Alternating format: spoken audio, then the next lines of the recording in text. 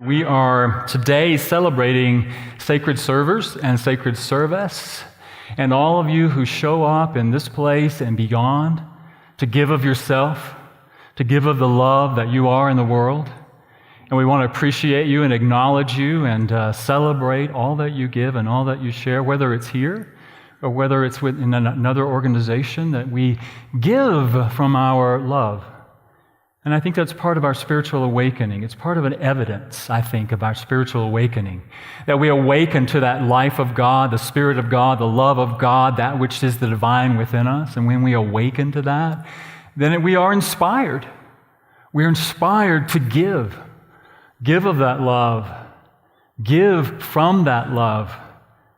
And give to that love and that light and that God that shows up in other people. It says in A Course in Miracles that talks about how self-fullness, the difference between selfishness and self-fullness. And selfishness, it talks about, is withholding ourselves, withholding our gifts and our talents, and the love that God is through us, withholding that from the world, that we all have special gifts and talents and things that we can share with the world. And selfishness is about not giving and not sharing that. And self-fullness, it talks about, is recognizing that and allowing that fullness to overflow and to share with other people. And so today we're talking about sacred service.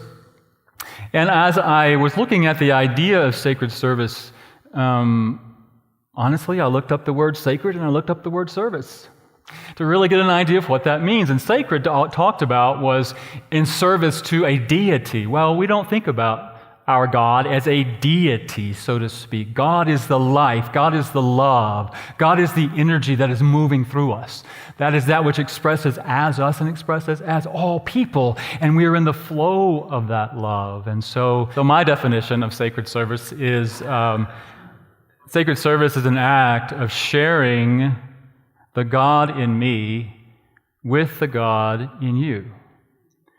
Sacred service is about sharing the God in me with the God in you and giving from that place. And so that's what we're celebrating today, is showing up as an expression of that divine love. And in that, we are, as we do that, as I said earlier, we're awakening to that divine within us. And I've been talking about this month, I've been talking about us being spiritual masters. That we are spiritual masters, even though we're not fully awakened to it all the time. We don't always realize it, but we are spiritual masters. We simply have to awaken to it and then express it. I want us to affirm once again our spiritual mastery. And that what we've been doing around that is saying, I am a spiritual master. I am awakening to my mastery, and I am mastering my mastery. So can we say that together? Let's just say the first line. I am a spiritual master. I am awakening to my mastery, and I am mastering my mastery. What does that look like in sacred service? What does a spiritual master know about sacred service? A spiritual master asks, what can I give rather than what can I get? And as I contemplated that this week, I recognized, I was reminded of an article that I read recently about this idea that seems to be pervasive in our culture that some people call WIIFM. It's WIIFM, which stands for What's in It for Me? And it's a very powerful tool, a marketing tool. People use it in marketing and sales. They want to tell people right up front what's in it for them so that they will buy their product. That's what people are looking for when they're looking at commercials or whatever. What's in it for me? Why should I buy your product? Why should I listen to you? It also happens on the other side of the equation as well, because the salesman also wants to know what's in it for me. If you buy my product, how much money am I going to make? And so it's a very pervasive idea in marketing these days. What's in it for me? And identifying that for your potential customer. Well, and also I think that, unfortunately, it's also pervasive in our culture. I read this article, a blog by somebody named Sandra Ross, who was the author of several books. She wrote several books about how to be a caregiver for someone with Alzheimer's or dementia. And she also wrote about how to be in leadership, how to be a quintessential leader. And she says this idea of what's in it for me, what does it look like for us as individuals? That's what we who are striving to be in sacred service have to ask ourselves. So let's ask some questions to find out what this mindset looks like in us as individuals. Do we notice people in genuine need everywhere in our lives? Do we routinely and proactively offer to help people in genuine need? Time, money, effort, etc. Do we help people in genuine need without expecting anything in return? Do we help people in genuine need without holding it over their heads, now or in the future? Would we offer to buy a stranger something to eat if they ask for money or for food? Would we give a stranger the coat or sweater we're wearing if they were out in the cold without either? Would we be willing to share our last bit of food, heat, and clothing with a stranger who is also hungry, cold, and underdressed for the weather? If we answered no, or it depends, to any or all of these questions, then we need to examine our attitudes for the what's in it for me mindset. Obviously, none of us as individuals can take care of all the genuine needs that exist in the world. But within our little spheres of the world, we can certainly make a conscious and continual effort to do what we are able when we're able. And so I think that's an attitude that Jesus also talked about when he talked about the people who are giving, who are sharing, who are giving of their gifts and tithes and offerings to people so that other people can see them do it, so that they can then get their applause. Oh, aren't they wonderful for giving so much to other people? And he says, what he says about that is don't let the left hand know what the right hand is doing. Don't give so that you can then get accolades for that. Don't give out of a sense of what's in it for me. And so that's the idea. Are we in that place of what's in it for me? And can we honestly look at ourselves and answer that question? Is that my mindset? About giving, about sharing, about giving my gifts and talents to the world. The other thing I think that a spiritual master knows, next slide, Sarah, please. That's odd. A spiritual master makes conscious choices to engage in sacred service. Now, I want to read you something from Scripture about that. That is, if I can find it here. This is the story that when Jesus talks about the sheep and the goats. And I know this is sometimes confusing if we look at it too literally. If we look at the Bible literally, then this is sometimes confusing. And for those of us in unity, we have to look at it more metaphysically. He says, when he finally arrives, blazing in beauty and all his angels with him, the Son of Man will take his place on his glorious throne. Then all the nations will be arranged before him, and he will sort the people out, much as a shepherd sorts out sheep and goats, putting sheep to his right and goats to his left. Then the king will say to those on his right, "Enter, you who are blessed of my Father. Take what's coming to you in this kingdom. It's been ready for you since the world's foundation. Here's why. I was hungry and you fed me. I was thirsty and you gave me a drink. I was homeless and you gave me a room. I was shivering and you gave me clothes. I was sick and you stopped to visit. I was in prison and you came to me." Then those sheep are going to say, "What are you talking about? When did we do these things for you?" "When you did one of these things to someone overlooked or ignored, that was me. You did it for me." And then he goes on to say the goats who didn't do that will be cast aside. Well, that's interesting, isn't it, when we look at the Bible, and we look at the Bible in terms of like reward and punishment, which we don't. It's not as if God is going to reward us or punish us at some later time in our lives. The truth is, what we know as the truth, is that we decide in every moment. We decide. We get to make conscious choices. And what that scripture is saying to me is that when that true self, the Christ self, is raised to that place at the throne, at the head of my understanding, then I can consciously make choices that are going to choose to serve.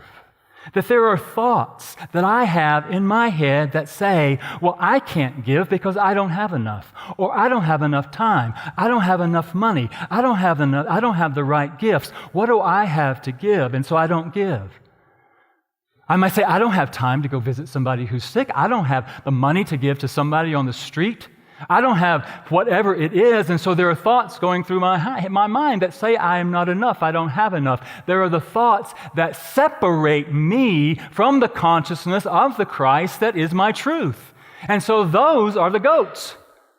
We all have those goats in our own minds that we get to then say, go away from me because you are not in alignment with my truth. And each and every one of us gets to make that choice every moment of every day. At least I do. If I'm willing. But I know for me, sometimes I can get caught up in those goats can just take over. I can get all tied up in that. I don't have enough. I'm not enough. I'm afraid if I give to the church or if I give to somebody on the street, well, what about me? I'm not going to have enough. So we don't trust. We don't trust that we're in the flow of that life energy that God is. And guess what? When we're in that mindset, we are the ones that are blocking the flow. So we got to get the goats out of the way and start paying attention to the sheep. The sheep that say, you are the divine life expressing. You are in the flow. You are the flow of that life. And as you awaken to that and give from that and allow that flow to flow through you without regard to getting anything back or thinking somehow you can deplete the source until you let go and allow that to be your thinking, your mindset, you are always going to be blocking the flow. And you're not going to be in that place of giving. Now that's, we can look at that literally. We can look at, well, yes, we should be visiting people who are in prison. We should be visiting people who are sick. We should be giving to the poor. Yes, we should be doing all of that. That's part of our humanity that we give and we share from our good. I mean, we are one. And when we recognize that, when we awaken to that, what more could we do? What else could we do but to give and to share, to be in the flow of that? And so it's not about God judging you for not doing it or rewarding you for doing it. You are the one. I am the one who experiences it when I don't. When I give, I experience the joy and the love of giving. When I withhold, I'm the one that experiences that. And it happens now. Not when you die and go to some place called heaven or hell. You create your own heaven and hell right now by what you choose to think and what I choose to think. Right? Are we in the flow? Are we giving from the flow? Are we paying attention to those thoughts that limit our expression of the divine within us without regard?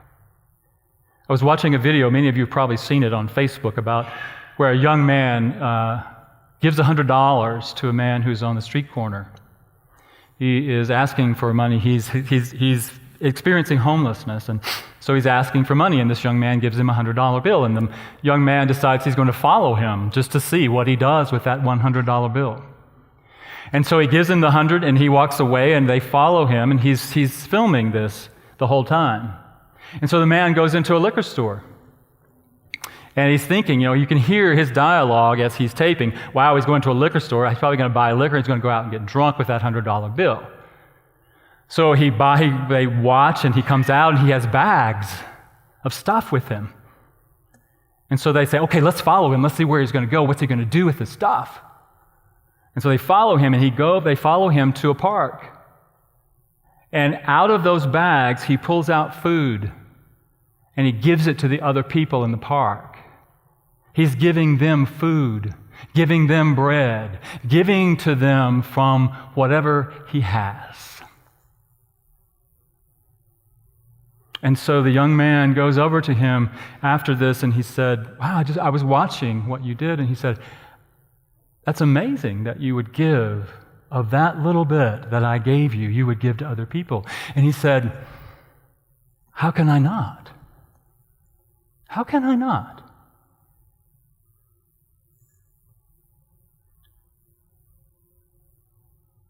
So can I live with that without regard to what's in it for me? He didn't know that anyone was going to be watching him.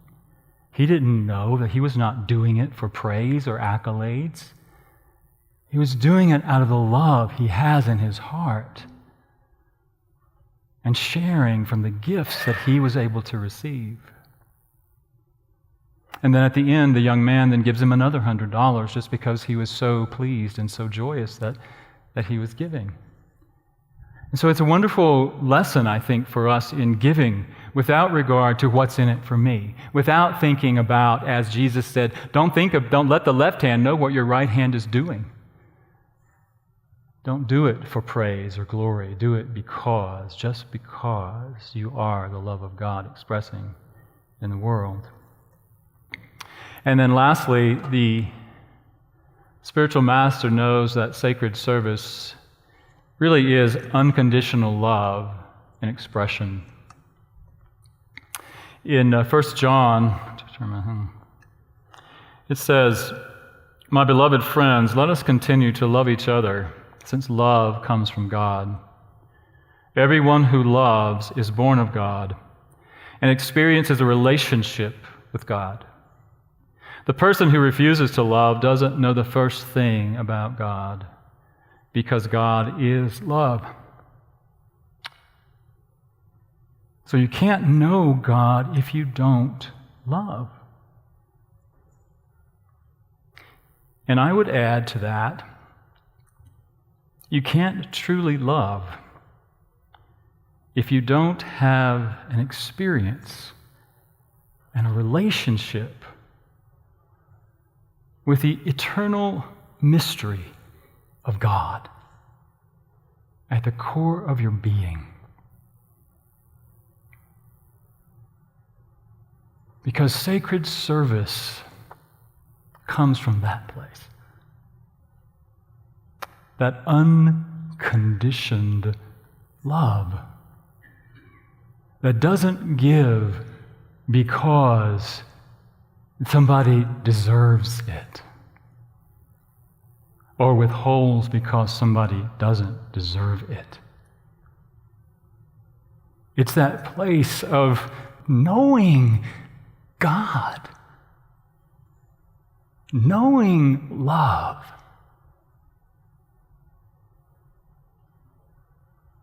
of truly surrendering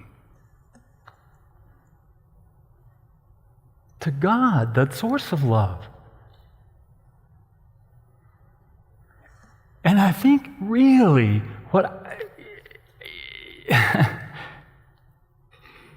is that until we know that, until I know that,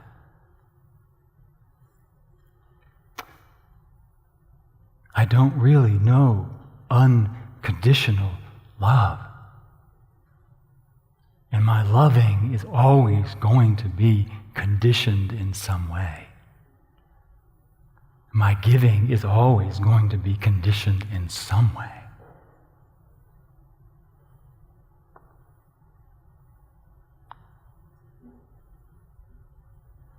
I said I was going to share this with you later, and But I recognize as I was with my family this past week that my loving is sometimes very conditional.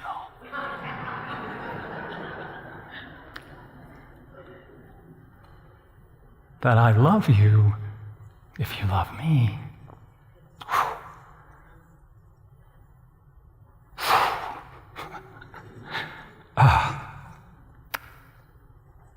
Man, can I just be love? Can I just give love without condition? And that is, I think, the essence of sacred service. Giving from God to God.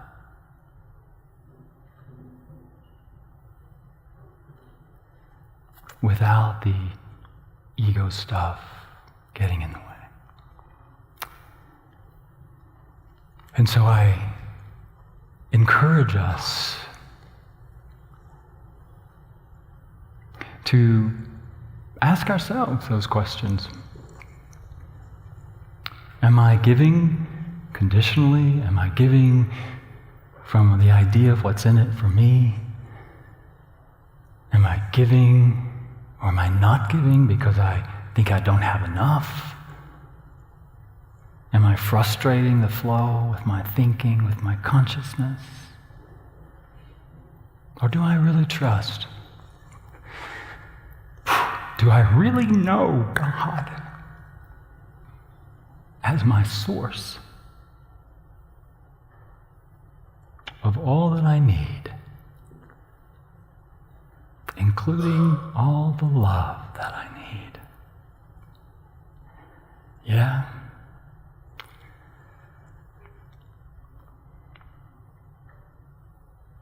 And in that, we are so free to just give. Just give.